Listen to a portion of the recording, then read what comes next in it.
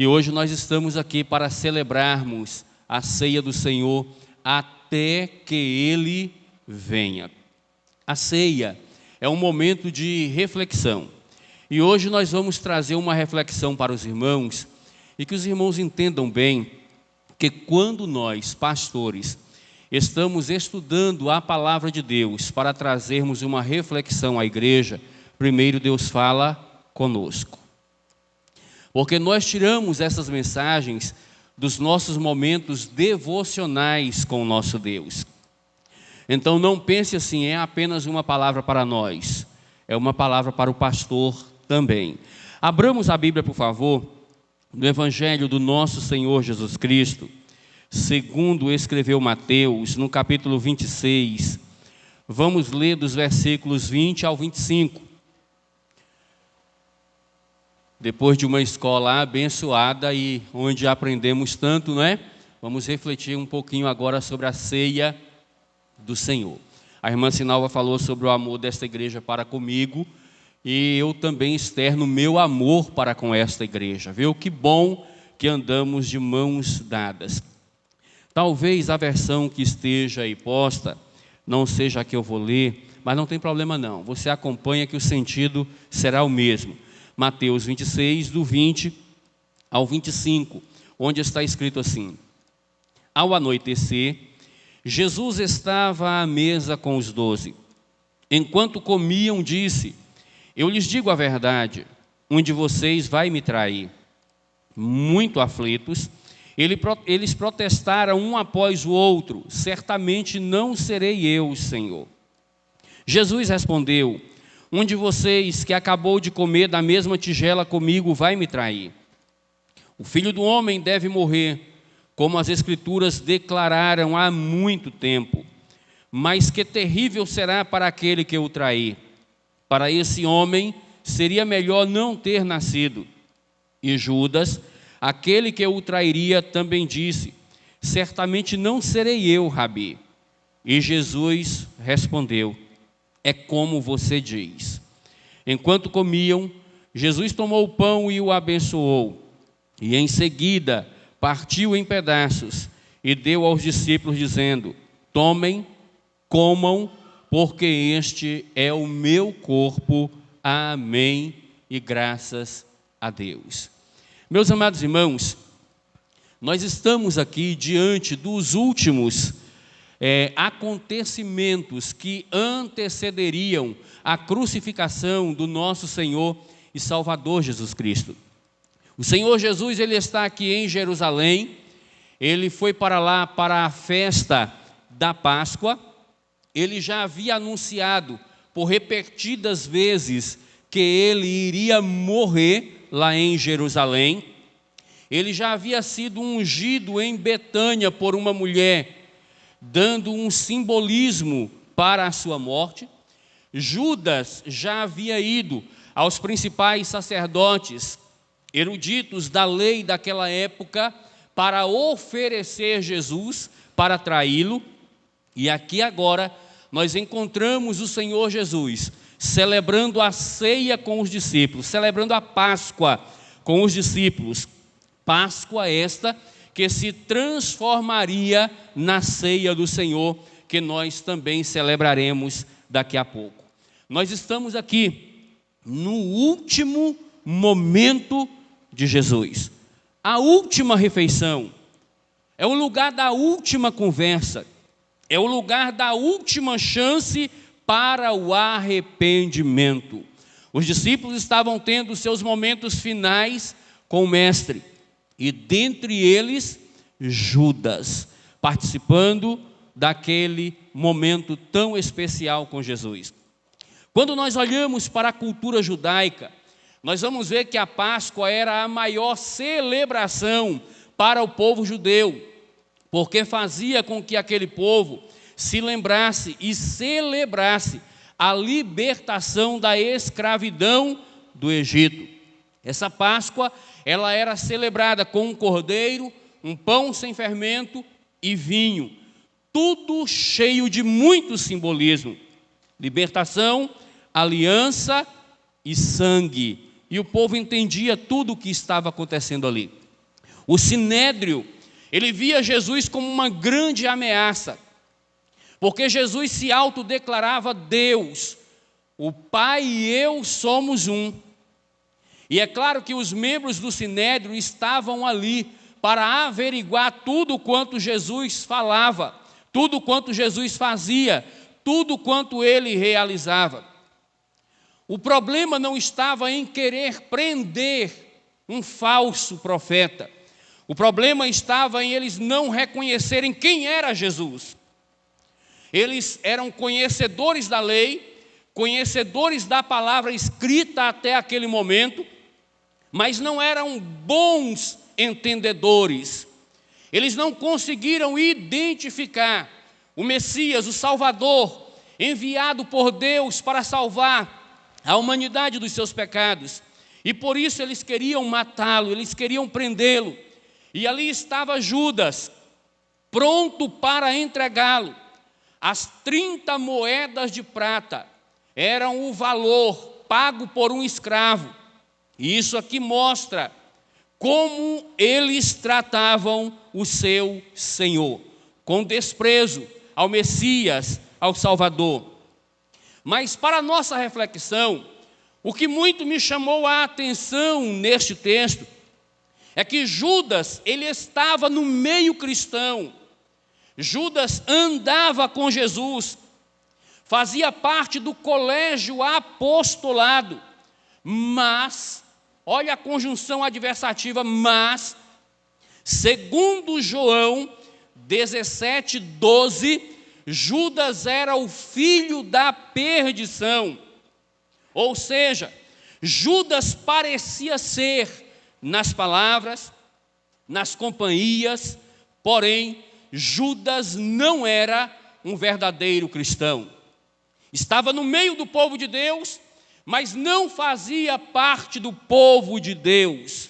Hoje, nós aqui também, reunidos como igreja, nos aproximamos de uma mesa esta, que nos lembra a morte dele até que ele venha, nos fala de redenção, nos fala de amor, e nos fala de uma aliança eterna de Deus para conosco. Sim, aliança eterna, porque ele nos laçou, ele nos atraiu com laços de amor, e Jesus garantiu que a nossa salvação é eterna. Judas estava à mesa com o mestre, mas o seu coração estava distante dele, à mesa, participando, tendo comunhão, mas o coração totalmente distanciado de Jesus. E a presença de Judas nesta celebração, ela nos levanta uma pergunta urgente para todos nós. É possível estar perto de Jesus e ainda assim continuar a traí-lo? É possível? É claro que é. Muitas vezes nós malhamos Judas. Judas traiu Jesus. E muitas vezes nós o traímos também. Muitas e muitas vezes. O traímos com falso testemunho. Nós o traímos quando não cumprimos a sua missão. Nós o traímos quando não seguimos os seus ensinamentos. Porque Judas traiu Jesus porque ele ouvia os ensinamentos, mas não os colocava em prática. Isto é traição, isto é fingimento. Meus amados irmãos, quando nós olhamos para a estrutura deste texto, nós encontramos aqui no versículo 20, Jesus à mesa com os 12. O texto nos diz que, ao cair da tarde, reclinou-se à mesa com os 12. Jesus estava ali com os seus discípulos mais próximos. A multidão não estava. Ele estava com os amigos mais íntimos, aqueles com quem Jesus julgava e tinha real intimidade. O que me chama a atenção é que o fato de Judas ser um traidor não mudou quem Jesus é. Ele continuou sendo quem ele sempre foi. A atitude de Judas não poderia mudar o plano de Deus. Pelo contrário, era para cumpri-lo. Jesus continuou sendo o mesmo. Ele tinha convicção de quem ele é. Ele tinha convicção da missão que ele veio cumprir aqui na terra. E por isso a traição não mudou o seu coração. Ele sabia quem era Judas. Ele sabia que seria traído por Judas. Ele poderia simplesmente tê-lo deixado de fora da mesa da ceia. Mas Jesus fez questão de que ele estivesse ali no último instante, dando ainda a ele a última oportunidade. Jesus fez questão disso. O que nos chama a atenção é que Judas foi escolhido por Jesus. Está lá em Lucas 6, de 13 a 16. Caminhou com Jesus por volta de 3 a 3 anos e meio. Judas ouviu o sermão do monte, ou o sermão da montanha, em que Jesus ele fala o que estava escrito e o que ele estava trazendo de novidade com a nova aliança. Judas ouviu tudo isto. Judas foi enviado em missão com os outros. Ele fez parte da missão de Deus aqui na terra. Mas algo estava errado em seu interior. Andou com Jesus, ouviu o ensinamento de Jesus, compartilhou da mesma missão que Jesus com os discípulos, mas havia algo errado em seu interior. Ele nunca havia entregado o seu coração verdadeiramente a Jesus. É possível isso, pastor? É possível. Infelizmente, há pessoas que podem passar até 40, 50 anos dentro de uma igreja, batizado, participando da ceia do Senhor e ainda não ser convertido. Muitas pessoas podem ter nascido numa igreja, batizado numa igreja, casado numa igreja, professado a fé numa igreja, e mesmo assim sem conversão e parar no inferno. E a reflexão para nós, eu sei que ela é um tanto quanto pesada, mas para os dias atuais em que estamos vivendo, dias de globalização, como aprendemos aqui nesta manhã, onde com a globalização também vêm os perigos. Precisamos estar atentos à palavra de Deus. Precisamos estar atentos não apenas de ouvido, mas principalmente para colocá-la em prática. E quando eu olho então para a situação de Judas, eu me deparo com uma certa cena de que nem todos dentro do cristianismo são cristãos autênticos. Nem todos dentro do cristianismo são cristãos autênticos. Olha o que o Senhor Jesus disse. Então disse Jesus, João 6, 70 a 71, eu escolhi vocês 12, mas um de vocês é um diabo. Ele se referia a Judas, filho de Simão Iscariotes, um dos 12, que mais tarde o trairia. E o engraçado é que tem uma outra parte em que Jesus fala assim, muitos são chamados e poucos são escolhidos. Olha que Judas aqui, ele foi chamado e Jesus disse também foi escolhido por Jesus. No entanto, ele não fazia parte deste grupo que iria morar no céu. Meus amados irmãos, isso também nos chama a atenção que nem todos que saíram do nosso meio eram cristãos autênticos. Está lá na primeira carta de João, capítulo 2, versículo 19. Eles saíram do nosso meio, mas na verdade nunca foram dos nossos. Do contrário, teriam permanecido conosco. Quando saíram, mostraram que não eram dos nossos. Judas nunca foi um cristão salvo. Judas fazia parte do grupo, mas não era convertido. E qual é então, pastor, a aplicação para nós até aqui? A aplicação para nós e aqui onde nós devemos tomar todo o cuidado do mundo, estar na igreja, servir a Cristo, até mesmo pregar ou liderar, não é garantia de conversão real, não é garantia. Temos tantos pastores pilantras por aí, que envergonham o Evangelho. Temos tantos pregadores pilantras envergonhando o Evangelho. Pregar não é sinônimo de conversão. Liderar não é sinônimo de conversão. Sinônimo de conversão é ter uma vida prática diária na palavra de Deus. Isto é o verdadeiro sinônimo de conversão. Se o coração não estiver rendido a Jesus, servir a Ele, estar na igreja, pregar ou liderar, tudo isso não passará apenas de aparência. É preciso nós termos o nosso coração rendido a Ele. E quando nós temos o coração rendido a Ele, nós vivemos para a glória dEle. Para a glória dEle. O versículo 21, Jesus aqui ele faz o anúncio do traidor. Enquanto comiam, disse: eu lhes digo a verdade, um de vocês vai me trair. Ou hora difícil, ou hora terrível para quem era discípulo de Jesus naquele momento.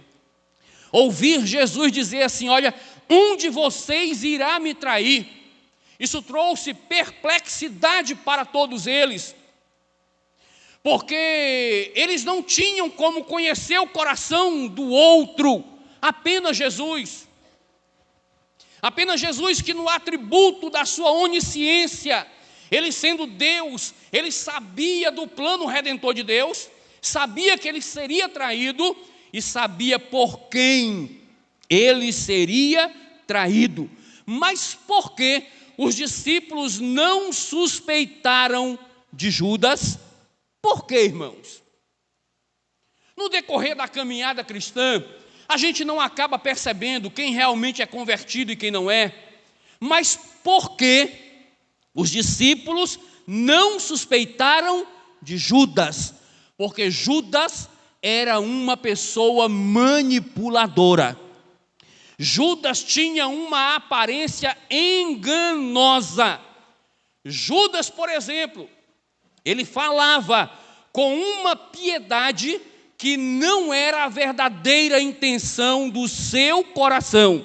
Ele falava uma coisa, mas no seu coração o intento era outra. Por exemplo, João 12, versículos 4 a 6. Quando aquela mulher Maria estava lá ungindo os pés de Jesus, João 12, de 4 a 6.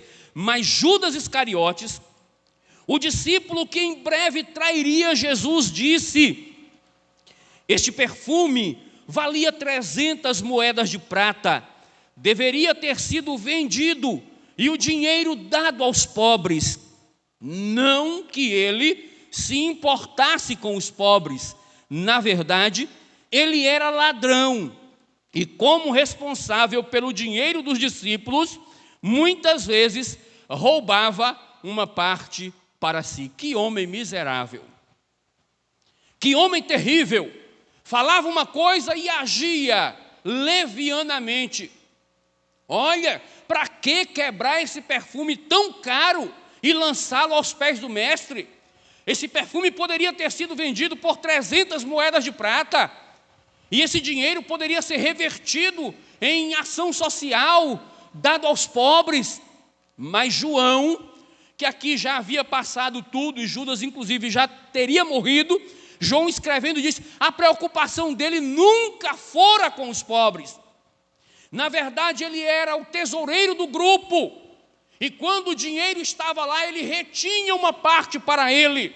Por isso ele colocou o olho naquele perfume. Ele queria aquele dinheiro para ele. Meus amados irmãos, como eu falei para os irmãos, a ação de Judas não mudou quem era Jesus. Jesus sabia quem era Judas. E ainda assim, lhe deu um bocado de pão. E isto era, na cultura judaica, sinal de honra.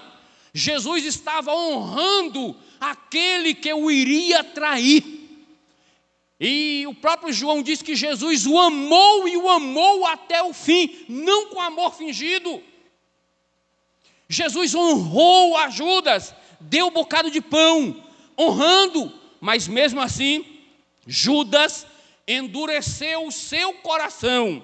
E segundo João 13, 27, Satanás entrou no coração de Judas. Meus amados irmãos, na reflexão, no devocional, o que muito me chamou a atenção é que lá estavam os escribas e os fariseus, os membros do Sinédrio, todos prontos para atacar a Jesus. Queriam prendê-lo, queriam matá-lo por blasfêmia. Mas o que me chamou a atenção aqui é que Jesus disse assim: olha, um de vocês irá me trair. Não era um fariseu, não era um escriba, não era um saduceu, não era um soldado romano, era um dos 12. O traidor seria um dos apóstolos, um dos mais próximos a Jesus. É isso aqui que me chama a atenção neste texto. A traição poderia ter vindo de um soldado romano, de um fariseu, de um escriba, de qualquer uma outra pessoa, liderança judaica, não de um dos seus apóstolos. Mas é claro que aconteceu assim para que se cumprisse a Escritura Sagrada. E quando nós olhamos para o versículo 22, nós encontramos aqui os discípulos entristecidos. Porventura sou eu, Senhor? Este aqui é um momento de autoexame, como deve ser constantemente também, para mim e para você. Autoexame, precisamos fazê-lo constantemente. Jesus responde que o traidor é aquele que come com ele no mesmo prato. Que dor para Jesus. Saber que alguém que era tão próximo a ele, alguém que frequentava os mesmos lugares que ele, alguém que se dizia ser tão amigo, tanto é que o salmista vai dizer: o meu amigo, aquele que dividia o prato comigo, irá me trair, será o meu traidor. Na cultura judaica, comer junto era sinal de intimidade e honra. Não se convidava qualquer um para comer em sua casa. Era sinal de intimidade e honra. Trair alguém com quem se senta à mesa, na cultura judaica, era visto como a mais profunda quebra da aliança e da lealdade. Judas foi desleal demais com Jesus. Veja que no relato de João, Judas estava muito próximo, onde Jesus estava reclinado à mesa, honrado por Cristo, e planejando algo terrível contra ele. É como alguém que dá uma facada no outro pelas costas, um tiro pelas costas. Você vê que numa ação policial, quando um policial deflagra um tiro e pega nas costas de um homem, ele pode ser o maior bandido que for. Todo mundo cai para cima, atirou pelas costas. Tem como se tivesse sido uma traição. Atirou quando já estava algemado de costas. Judas aqui, ele traz Jesus da pior forma possível. Qual é então, pastor, a aplicação para nós? A aplicação, meus amados irmãos, é que a ceia do Senhor é momento de decisão. Por isso que nós a celebramos até que Ele venha. É um momento de decisão. É um momento em que nós nos rendemos a Cristo de verdade ou escolhemos o caminho da hipocrisia e da perdição. Jesus sempre oferece graça antes do juízo. Jesus sabe quem somos. Ele sabe o que há em nosso interior. Podemos até enganar aos outros, mas a Jesus não. A Jesus não.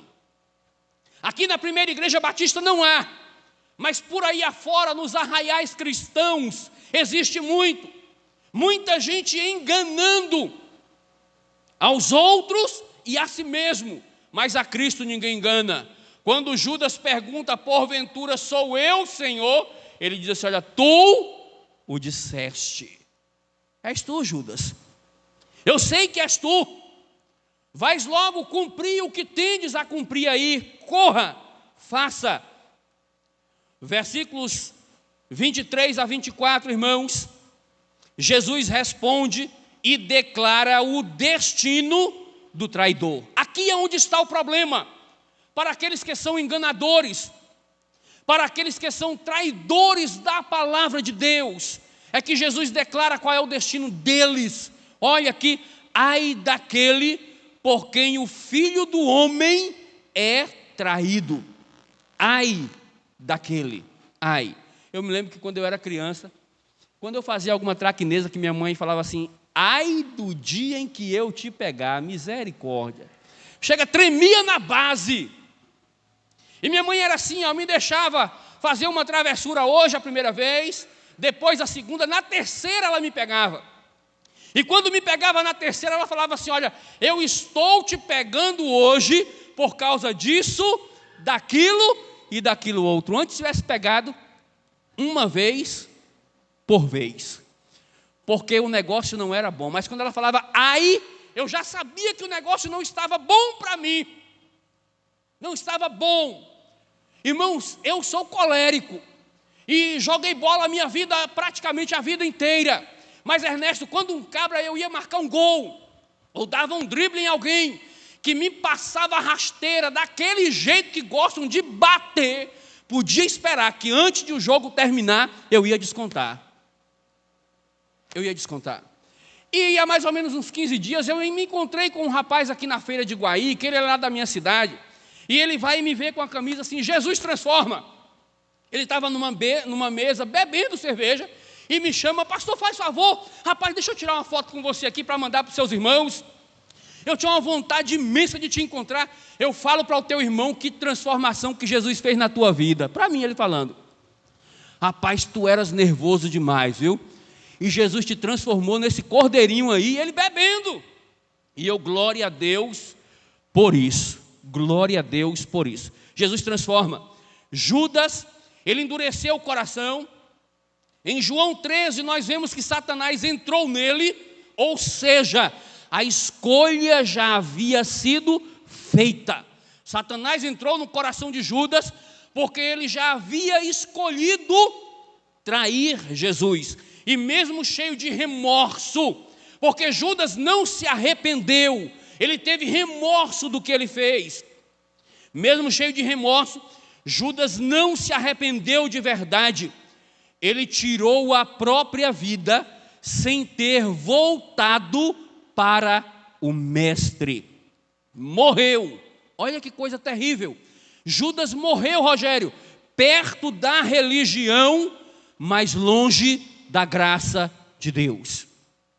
Morreu muito perto da religião, mas longe da fé salvadora, longe da graça salvadora, longe da salvação.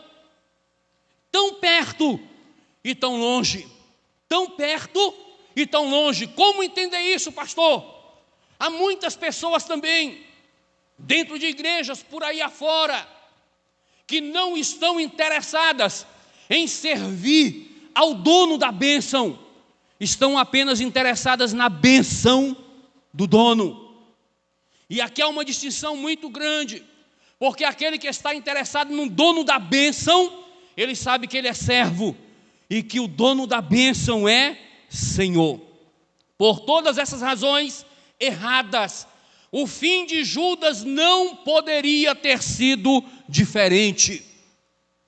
A escolha, nós somos livres para fazê-la, mas a colheita, ela é obrigatória. Aquilo que nós plantamos, nós devemos colher. Se plantamos amor, vamos colher amor. Se plantamos amizade, vamos colher amizade.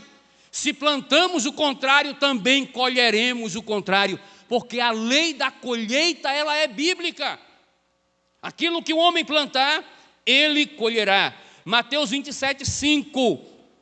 E ele, Judas, atirando para o templo as moedas de prata, retirou-se e foi se enforcar. Que fim terrível desse homem. E o que me chama a atenção aqui também é que em Eclesiastes, capítulo 7, versículo 8, está escrito: o fim das coisas é melhor que o seu início. O fim das coisas, como nós findamos a nossa vida, é melhor do que como nós iniciamos. Porque uma pessoa pode ter iniciado a sua vida no maior pecado do mundo, se é que existe o maior pecado do mundo, mas ela pode terminar a sua história como uma pessoa salva em Cristo Jesus e deixando um grande legado para as próximas gerações. Com Judas foi diferente. Começou até bem, andando com Jesus, participando da missão de Jesus, participando do momento da ceia ao lado do Senhor, mas o seu final, ele foi terrível. Ninguém quer vivenciar o legado de Judas, um homem que andou com Deus, irmãos. E às vezes quando eu leio a biografia de Judas, creiam, eu sinto dó dele. Eu olho para Judas e me coloco no lugar dele com empatia, me coloco no lugar dele e fico, meu Deus, que coisa terrível. Já pensou, Senhor, eu ter andado contigo a minha vida inteira de cristão, e no final da vida eu trair-te, abandonar-te e morrer sem ti? Infelizmente, o fim para todas as pessoas que não se submetem ao senhorio de Cristo e vivem uma vida de engano, uma vida de aparência, será de total distanciamento de Deus aqui e agora e na eternidade também. Tem coisa que a igreja não vê, tem coisa que o pastor não vê, mas Jesus vê. Jesus, ele sonda os nossos corações. E o evangelho de Jesus Cristo, ele é tão perfeito que ele nos desnuda. E uma reflexão como esta vem para mostrar quem somos nós. Porque nós não somos diferentes de Judas também não. Estamos aqui também suscetíveis a cometer o mesmo erro que Judas, e por isto esta reflexão nesta manhã, para que nós não venhamos a errar onde Judas errou. Estes exemplos foram deixados na Bíblia Sagrada não para nós os seguirmos, mas para que nós os evitemos. Eu olho para esse texto aqui, que é um texto bastante controverso. Há algumas linhas teológicas que divergem nesse texto aqui, porque ele vai falar sobre a soberania divina e a responsabilidade humana. Nós encontramos aqui a soberania de Deus sendo clara: pois o Filho do Homem vai, como está escrito a seu respeito. Soberania. Deus de antemão já havia dito que assim aconteceria. É para que se cumpra o que está escrito. Mas, ai daquele, olha a conjunção adversativa aqui, contrapondo a primeira oração. A soberania divina vai acontecer, mas ai daquele por intermédio de quem o Filho do Homem está sendo traído. Misericórdia. Melhor lhe fora não haver nascido. Meu Deus, melhor lhe fora não haver nascido. Então nós temos a soberania divina e a responsabilidade humana, porque Judas aqui, ele é responsável por sua traição. O Senhor Jesus aqui, ele deixa claro que a traição de Judas estava prevista nos planos de Deus, mas isso não o isentava de sua culpa. Por quê, pastor? Porque embora Deus tenha o controle soberano sobre todas as coisas, os seres humanos, eles são moralmente responsáveis por suas escolhas. Você está aqui hoje servindo a Cristo, é escolha sua, porque Deus o escolheu, o apelo de Deus foi feito e você respondeu positivamente. Muitas pessoas ouviram o apelo de Deus, mas não responderam positivamente, e serão responsáveis por suas escolhas, quando naquele grande dia chegarem diante de Cristo, e Ele lhes disser: apartai-vos de mim, maldito, porque eu não vos conheço. Judas agiu de acordo com os desejos pecaminosos do seu próprio coração. Andou com Jesus, mas o seu coração não estava ligado ao seu mestre. A aplicação para nós é que a soberania de Deus não anula a nossa responsabilidade humana. Fomos escolhidos antes da fundação do mundo, porque Deus, Ele conhece a história, início, meio e fim. Ele já sabia quem iria ser dele e quem não iria. Então não anula a responsabilidade humana. Verso 25, Judas pergunta cinicamente. O homem já havia ido lá, já havia procurado os principais sacerdotes, escribas, já havia feito a oferta para entregar Jesus, e com cinismo, ele vira para Cristo e pergunta: sou eu, mestre? Olha que cinismo terrível.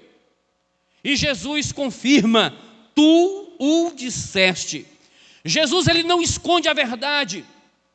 A traição seria real e o juízo também. Traição real e o juízo também. Qual é a aplicação para nós, pastor? Qual tem sido o nosso preço? O que temos colocado acima de Jesus? Não basta sentir culpa, é preciso arrependimento verdadeiro e crer em Jesus Cristo. Judas, esse personagem tão emblemático, ele nos ensina que é possível estar à mesa, mas não estar em Cristo. Reflitamos sobre isto nesta manhã. Nós podemos ter uma vida religiosa por dentro e por fora agir com traição. Ou o contrário, ter uma vida religiosa por fora e por dentro uma traição. Mas sempre haverá um convite de amor. Sempre haverá um convite de amor. Mas o tempo da graça tem um fim. Um dia chegará o fim do tempo da graça. E hoje, como igreja do Senhor, nós estamos à mesa. Há um grande contraste aqui entre fé e incredulidade. E urge uma pergunta: como nós estamos diante do Senhor? Há dois tipos de discípulos na ceia do Senhor. Há dois tipos de discípulos: Judas, que trai e que nunca creu de verdade, e Pedro, que negou, mas se arrependeu e foi restaurado. A ceia nos chama à verdade, à humildade e à reconciliação com Deus. Meus amados irmãos, Cristo é o Cordeiro Pascual, que se entregou voluntariamente cumprindo as Escrituras Sagradas. Pastor, e se eu for embora nesta manhã e não conseguir me lembrar de nada do que o Senhor falou, porque o Senhor falou tanta coisa aí, e eu não sei como é que eu vou guardar tudo isto? Guarde a ideia central deste sermão. E qual é ela, pastor? É possível estar ao lado de Jesus, participar de atos sagrados e ainda assim ter um coração traidor. Mas Cristo conhece cada coração e nos chama à decisão. Decidamos por Ele nesta manhã. Eu quero servir a Ti, Jesus, com inteireza de coração. Eu quero ser um servo fiel. Eu quero ser um cristão melhor a cada dia. Esta é a ideia central do nosso texto. Meus amados irmãos, nós encontramos que em Cristo, que assim como a Páscoa, ela apontava para a libertação do povo do Egito, Jesus, através do seu sacrifício na cruz, ele realizou o verdadeiro êxodo espiritual, a libertação do pecado. O maior problema da humanidade não é falta de dinheiro. O maior problema da humanidade não é falta de saúde. O maior problema da humanidade chama-se pecado, porque o pecado afasta o homem de Deus. Mas Cristo Jesus se entregou na cruz do Calvário para reconciliar este homem com Deus, para trazê-lo para mais perto. Por isso eu glorifico a Ele, porque Ele morreu pagando lá na cruz do Calvário o preço pelos meus pecados. Sacrifício este, irmãos, sacrifício este tão poderoso, que pagou o preço pelos pecados que eu ainda não tinha cometido, porque eu não havia nascido, pagou o preço pelos pecados que eu estou cometendo hoje, e pagou o preço pelos pecados que eu ainda hei de cometer. Sacrifício perfeito, libertação do pecado. Para a nossa aplicação final, devemos então examinar o nosso coração para ver se há falsidade em nossa fé. Autoexame. Ceia do Senhor é lugar de autoexame, por isso o apóstolo Paulo diz: examine-se, pois, o homem a si mesmo. Não diz que é o pastor quem deve examinar o membro. Não diz que é o irmão que deve examinar a vida do outro. É autoexame. Examine-se, pois, o homem a si mesmo. Nós devemos, então, examinar nosso coração para ver se há falsidade em nossa fé. Hoje, meus amados irmãos, ao nos aproximarmos da mesa, a pergunta deve ser verdadeira e sem cinismo. Não podemos ser cínicos como Judas foi. A nossa pergunta deve ser verdadeira: sou eu, Senhor? E se porventura houver algo para confessar, façamos isto aqui e agora, porque o Senhor Jesus, Ele está pronto para perdoar, Ele está pronto para restaurar, e Ele está pronto para receber. Foi isso que aconteceu com Pedro. Pedro negou a Jesus, Jesus o recebeu, Jesus o restaurou. Então, se há uma fé fingida em nós, hoje é dia de restauração, hoje é dia de perdão. Nós precisamos ter arrependimento genuíno, não apenas remorso, não apenas sentimento de culpa. Nós precisamos abandonar toda hipocrisia e toda máscara religiosa. Precisamos realmente ser cristãos convertidos a Cristo, praticantes da sua palavra, e que no amor do Pai cumprem a sua missão. Meus amados irmãos, a ceia do Senhor é momento de reflexão e é momento de dizer: Senhor, eu não sou digno, mas eu preciso, eu quero, eu creio, lava-me de todos os meus pecados, restaura-me e renova-me. E Ele está aqui nesta manhã, irmãos, para nos dar restauração, para lavar-nos de todos os nossos pecados e para renovar a nossa fé. Ele é poderoso para isso. Ainda que os nossos pecados sejam como a escarlata, o sangue de Jesus, Ele é poderoso para nos purificar de todos os nossos pecados.